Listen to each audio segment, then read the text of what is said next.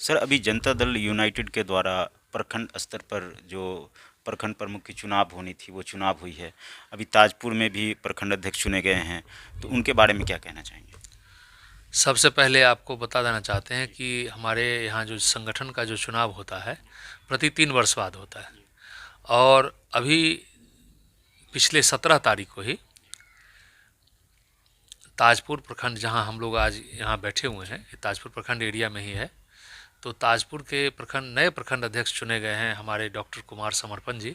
इनके उज्जवल भविष्य के लिए और अच्छे राजनीतिक जीवन की मैं कामना करता हूँ।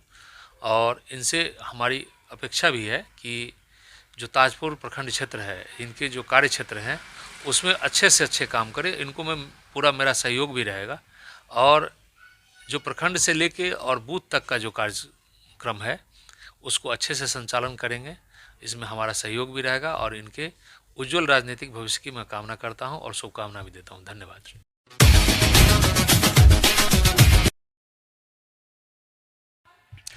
गांधी के सपनों के भारत में हमारी यात्रा पहुंची है प्रखंड ताजपुर। प्रखंड ताजपुर के जनता दल यूनाइटेड के यानी कि जदयू के निर्विरोध प्रखंड अध्यक्ष चुने गए हैं। जदयू के नेता पहले से ही सक्रिय नेता रहे हैं, डॉक्टर कुमार समर्पण जी। इनसे हम बात करेंगे। सर, सबसे पहले कार्यक्रम में आपका स्वागत है। जी धन्यवाद। जी, आप जदयू के निर्विरोध प्रखंड अध्यक्ष चुने गए हैं, तो आप कैसे सरकार के साथ कदम से कदम मिलाकर चलेंगे, इसको थोड़ा डिफाइन करें।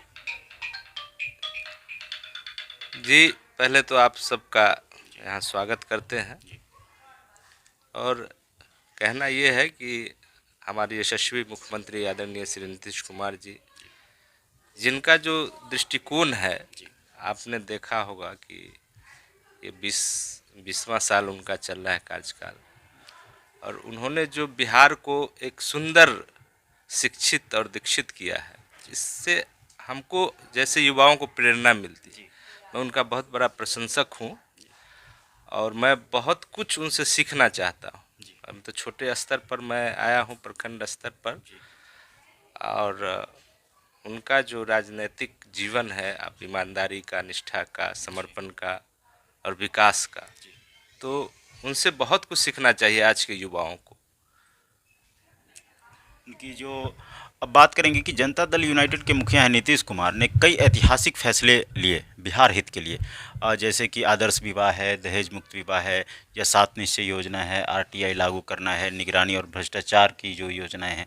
तो इन सभी चीज़ों पर, चूँकि आप प्रखंड अध्यक्ष चुने गए, तो इन सब चीज़ों पर आप कैसे काम करेंगे, कैसे लागू करेंगे इस पर धरातल पर? जी हम लोग तो इसके लिए तो लोगों से मिलते ही रहते हैं। शादी विवाह में जाने का अवसर मिलता है और मैं जदयू में पहले से ही जुड़ा रहा हूँ। इससे पहले मैं व्यावसायिक प्रकोष्ठ का प्रखंड अध्यक्ष रहा, उसके बाद प्रवक्ता रहा, प्रखंड अध्यक्ष, प्रखंड प्रवक्ता, और अभी प्रखंड अध्यक्ष चुना गया निर्विरोध।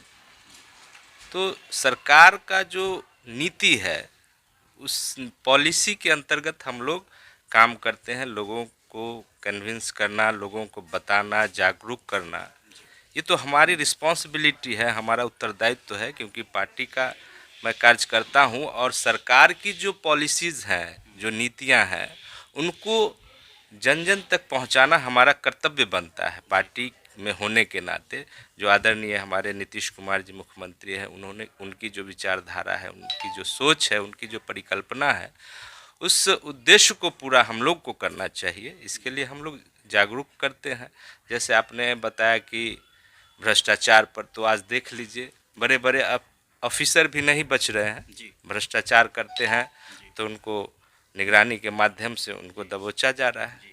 ये हमारी सरकार की नीति है, किसी को बख्शा नहीं जाएगा, ये उनकी ईमानदार सोच है। और नीतीश कुमार ने एक बहुत अच्छा काम किया, क्योंकि ये काम तो पहले से ही चल रहा था आरटीआई का, लेकिन नीतीश जी के आने के बाद आरटीआई में 4 चांद लगा। कहने का अर्थ ये है कि आरटीआई जो राइट टू इन्फॉर्मेशन है वो सक्रिय हो गया। तो इसके बारे में बताएंगे? मैंने बताया ना कि उनका जो एक ईमानदार सोच है वो वजह है। वो किसी को छुपा के नहीं रखते, किसी चीज़ को जन जागरूकता के माध्यम से सब चीज़ को वो जन जन तक पहुंचाना चाहते हैं। ये उनका फोकस रहता है। तो ये राइट टू इन्फॉर्मेशन उनके कार्यकाल में बहुत ज़्यादा प्रचलित हुआ, लोगों को अधिकार मिला और आज आप आरटीआई के माध्यम से कुछ भी आप मांग सकते हैं। ये अधिकार हम लोग को मिला है। नीतीश जी आदरणीय हमारे मुख्यमंत्री जी के माध्यम से हम लोग को ये ऊर्जा मिलती है। पिछले विधानसभा में एक नारा बहुत ही फेमस हुआ था कि बिहार में बहार है, नीतीश कुमार है। तो फिर इस बार जो आगामी चुनाव होने हैं विधानसभा में, तो इस बार फिर बिहार में बहार आएगा और फिर से सरकार जो महागठबंधन की होगी उस पर क्या कहेंगे? बिल्कुल, बिहार में बहार है और फिर से नीतीश कुमार जी आएंगे। और उनकी जो आप विकास का जो पैमाना है वो देख लीजिए।